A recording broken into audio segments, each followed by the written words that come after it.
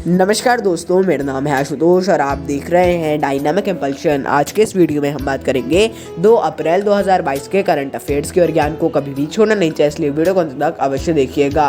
और हाँ, एक विशेष बात, आप सभी को चेट्री चंड, गुड़ी पाड़वा, विक्रम नववर्ष एवं चैत्र नवरात्र की हार्दिक शुभकामनाएं। तो सबसे पहला प्रश्न है, द टाइगर ऑफ द्रास पुस्तक को किसने प्रकाशित किया? A Penguin Random House, B Harper Collins India, C Sahitya Akademi, D उपरोक्त कोई नहीं। And the right answer is Harper Collins India. तो हाल ही में हार्पर कॉलिन्स इंडिया ने द टाइगर ऑफ द्रास पुस्तक को प्रकाशित किया है। देखिए, प्रकाशित किसने किया है, उसकी पब्लिकेशन भी जरूरी रहती है और लिखा किसने है वो तो जरूरी रहता ही है। तो इसे मीना नायर और हेमंत शेखावत जी ने लिखा है। इनके बारे में भी आप पढ़ना चाहें तो पढ़ सकते हैं, इस पुस्तक को भी पढ़ना चाहें तो आप पढ़ सकते हैं इजीली, कोई उसमें दिक्कत नहीं होगी। लेकिन हाँ, पढ़ना मैं कभी नहीं बोलूँगा आवश्यक है, लेकिन आप अपने इंटरेस्ट के लिए पढ़ना चाहें, परीक्षा के लिए नहीं होगा, इंटरेस्ट के लिए पढ़ना चाहें तो आप अवश्य पढ़िए। अगला प्रश्न है, हाल ही में कहां पर उत्कल दिवस मनाया गया? A Odisha, B Maharashtra, C Rajasthan, D Kerala. The right answer is Odisha.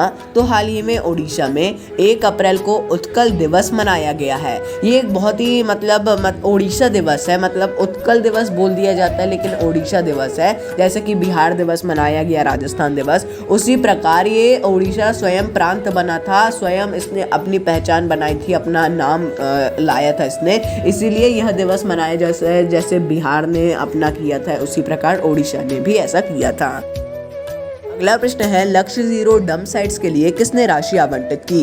A Rajasthan, B Maharashtra, C Bihar, D Odisha.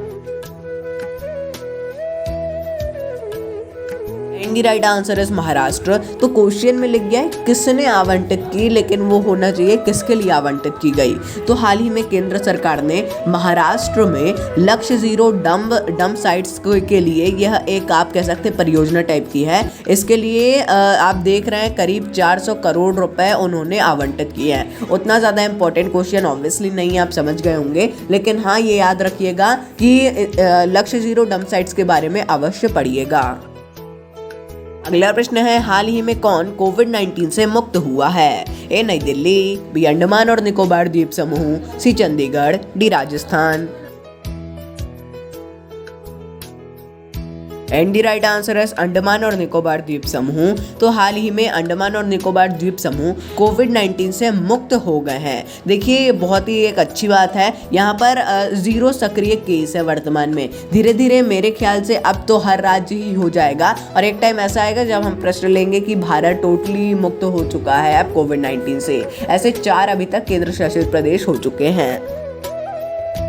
अगला प्रश्न है, सॉफ्टवेयर फास्टर को किसने लॉन्च किया? A Shaktikanta Das, B Kiren Rijiju, C N V. Raman, D doctor Virendra Kumar.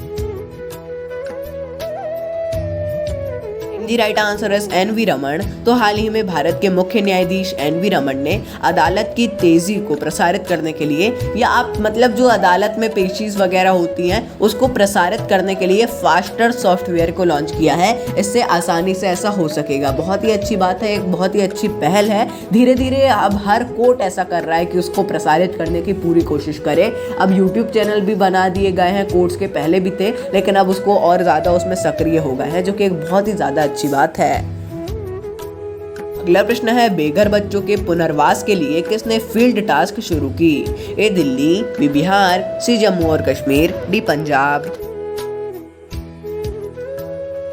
And the right answer is Delhi. तो हाल ही में दिल्ली सरकार ने बच्चों के पुनर्वास के लिए एक टास्क फोर्स को शुरू किया है। यह छात्र को शैक्षिक वित्तीय सहायता भी देंगे, शैक्षिक और वित्तीय दोनों सहायता देंगे और उनके अभिभावक तक पहुंचाने की भी कोशिश करेंगे। ये बेघर बच्चों के लिए है, एक बहुत ही अच्छी पहल है दिल्ली सरकार की।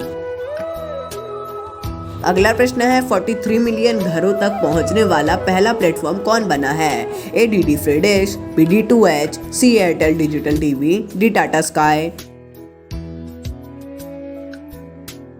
And the right answer is DD free dish. तो सूचना और प्रसारण मंत्रालय की जानकारी के अनुसार 43 मिलियन घरों तक पहुंचने वाला डीडी फ्री डिश पहला प्लेटफॉर्म बना है।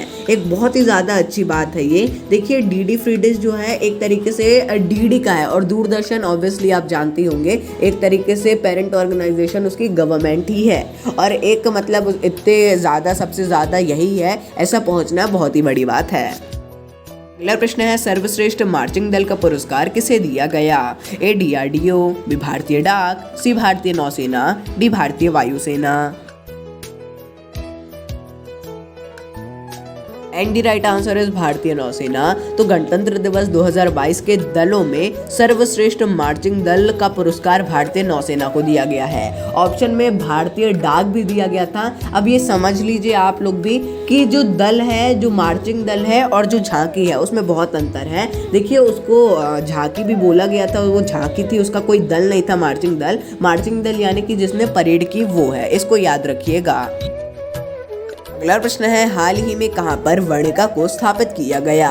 ए Mysore, B Coimbatore, C Chennai, D Kolkata.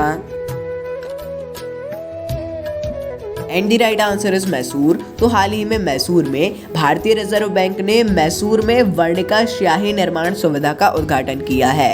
इसे भारतीय रिजर्व बैंक नोट मुद्रण प्राइवेट लिमिटेड के द्वारा किया गया है। यदि आप इसके बारे में थोड़ा सा और पढ़ लेंगे तो अच्छा होगा। तो दोस्तों ये था अंतिम प्रश्न। मिलता है अगले वीडियो में। नमस्कार। Dynamic impulsion.